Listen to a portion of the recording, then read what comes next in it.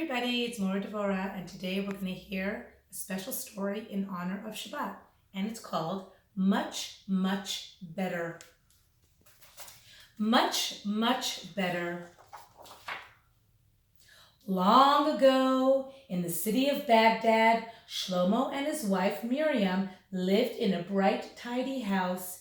They were thankful to Hashem for what they had, and they shared with others whenever they could. Every Friday, Shlomo straightened the books and swept the floor. Miriam spread a spotless white tablecloth and set the table. 3 china plates and 3 crystal glasses, 3 forks, 3 knives, and 3 spoons for Shabbat, she'd say. I wonder who will be our Shabbat guest this week. Shlomo would smile at his wife. We'll have to wait and see. Shabbat wouldn't be the same without a guest. But one Friday night, when Shlomo came home, his eyes were sad and his face was downcast. He was very upset about something. This has never happened before, he said to his wife. Every traveler, every lonely or poor person already has a place to eat for Shabbat. We will have no guests this week. Don't give up easily, Shlomo, said Miriam. If we truly want a Shabbat guest, why don't we go and look for one? So the couple searched along the narrow Baghdad streets and alleys, but couldn't find a single person to share in their Shabbat meal. Suddenly, Miriam remembered something. I wonder what she remembered. When Avram Avinu didn't have any guests, he waited by his door. Perhaps Hashem will send us a Shabbat guest if we choose to do the same. But who would come? Shlomo asked. We'll have to wait and see, answered Miriam. I'm sure Hashem will help. Back home, Shlomo opened the door. He and Miriam stood looking out into the darkness, waiting and listening. Then, moments later, along came an old man they had never seen before. I don't know anyone in town, he said sadly.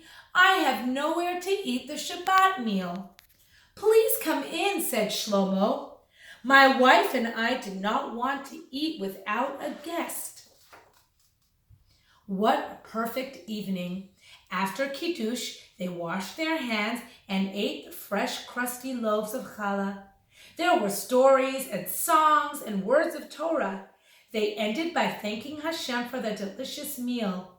When dinner was done and the candles burned low, the old man got up to leave. I will always be grateful for your kindness, he said. May Hashem bless you and make your home much, much better. What do you mean? Asked Shlomo, glancing around at the comfortable room, the beautiful table. What could be better? The guest thought for a moment.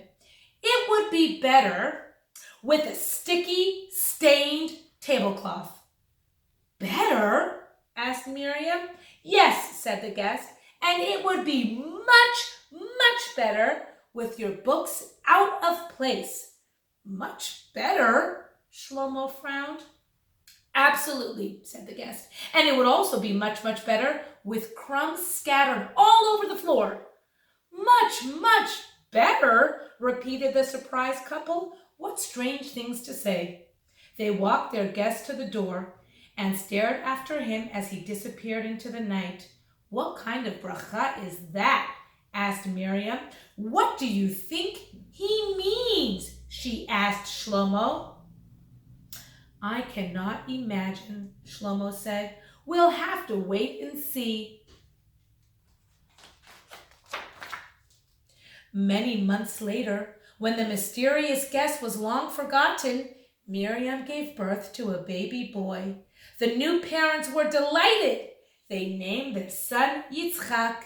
Yitzchak was a lively baby. He liked to wave his arms and legs, and he soon learned to roll over all by himself One Friday, while Shlomo and Miriam got ready for Shabbat, little Yitzchak was trying to crawl. He reached out with his arms and pulled himself forward. He could do it.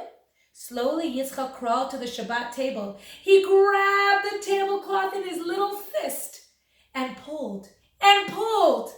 Over went the Kiddush cup. A sticky puddle spread across the table. Then Yitzchak spied a bright yellow book. He tugged and pulled until it tumbled over. But Yitzchak didn't stop. He was already on his way to find out what smelled so delicious. Yitzchak followed his nose to the wonderful smell. Crumbs fell here and there as he nibbled the soft, warm challah bread. Just then, a knock at the door was heard. Standing there was the same old man who had been their guest before. "Please come in," said Shlomo. "You're just in time to join us for Shabbat once again." The guest stepped inside and smiled as he looked around the room. Shlomo and Miriam looked around too. What do you think they saw? The tablecloth was sticky and stained. The books were out of place, and crumbs lay scattered on the floor. "Well," Shlomo said to their guest, "your words have certainly come true." Miriam nodded happily. She was so happy to tell the guest, "Our baby is the best bracha in the world. Now our home is much, much better." The old man bent down and picked up the precious little boy. He will welcome guests of his own one day. Just you wait and see. The end. Shabbat Shalom, everyone.